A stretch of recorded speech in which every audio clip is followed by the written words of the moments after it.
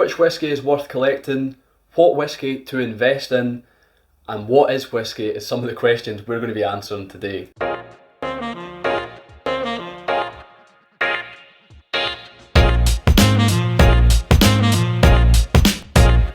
Hey and welcome to Whisky Whims with me, Stuart. Yeah, today something a little different. I went into a search engine, a kind of SEO, I think it's search engine optimizer, I don't know what it stands for. But anyway, I put in the word whisky, I got this chart up here, and we're going to answer some of those questions, or at least try to answer some of those questions. So the first is, can whisky go off? Whisky can't really go off. It can be aged for 50 years, it can be aged for, I think the oldest I've seen is maybe 81 years, which is Macallan recently. But I mean, it can't really go off. There are contributing factors that can ruin the whisky, such as varying temperatures, and these are extreme temperatures, so going from kind of really cold to really warm, or even direct sunlight, too much sunlight. It can't really, I suppose it does make it go off in a sense, but it's not really off.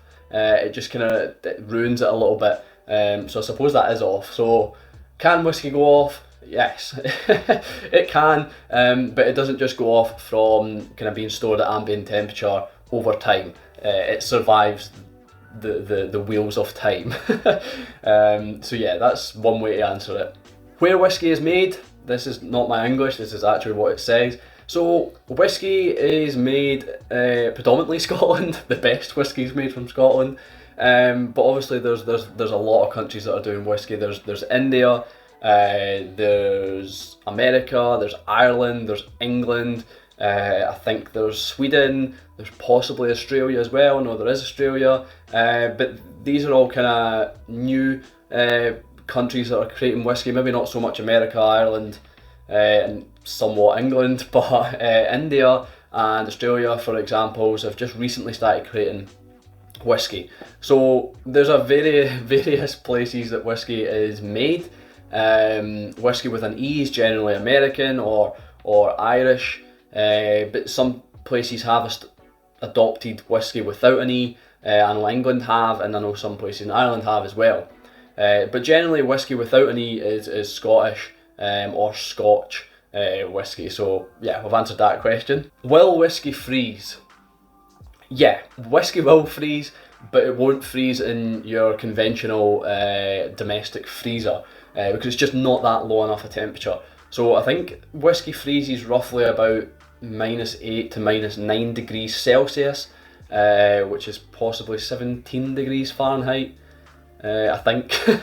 So yeah, it takes a considerable amount of energy and low temperature to freeze whisky. So it will freeze, but it just won't freeze in your conventional freezer. Are whisky stones worth it? No. Me personally, I don't think whisky stones are worth it. I think if you want to cool down your whisky, I don't know why you'd want to cool down your whisky. Some people do, some people like adding ice in that, but that's fine. But it's not for me, and it's not really, it doesn't really help with the flavours. It can actually dull the flavours. So I don't really think whisky stones are worth it. I've had whisky stones, I've used them, it does cool the whisky, but at the same time I feel like you can still taste the stone, regardless of how well seasoned the stone is, how well or how many times you've used it. It still gives you that kind of stony flavour, a little bit mineral, yeah, a little bit too much stone influence. Which whisky is worth collecting, and what whisky to invest in? These questions are very difficult to answer. And for me, if I was to say invest in whisky, it's whisky that, this is going to sound cringy, whisky that you can have good time with, spend good time with people, with family, with friends. That's well invested whisky. So any whisky you can share out and enjoy together. As for money value for investment to make money in that, I don't really know.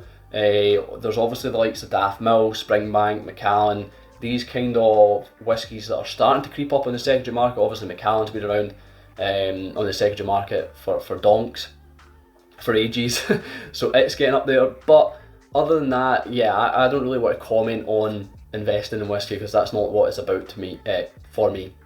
So the last question is, what is whisky? Just a totally generic one, and I'm going to answer it this way. So whiskey to me is about creating memories. Yeah, I'm sorry, he's going to answer it this way. Whiskey's just basically a spirit drink, alcoholic beverage, but he's going to answer it this way. It's about creating memories, spending time together with family, with friends, talking, discussions about whiskey, discussions about maybe sometimes when you've had a little bit too much to drink, sometimes politics and things like that, or just general world issues. But yeah, discussions between family and friend, nothing too heated, just nice laid back conversations, laid back times, and yeah, for me definitely the creation of memories and new experiences, if you will. So that's how I would say what is whiskey, or at least that's what whiskey is to me.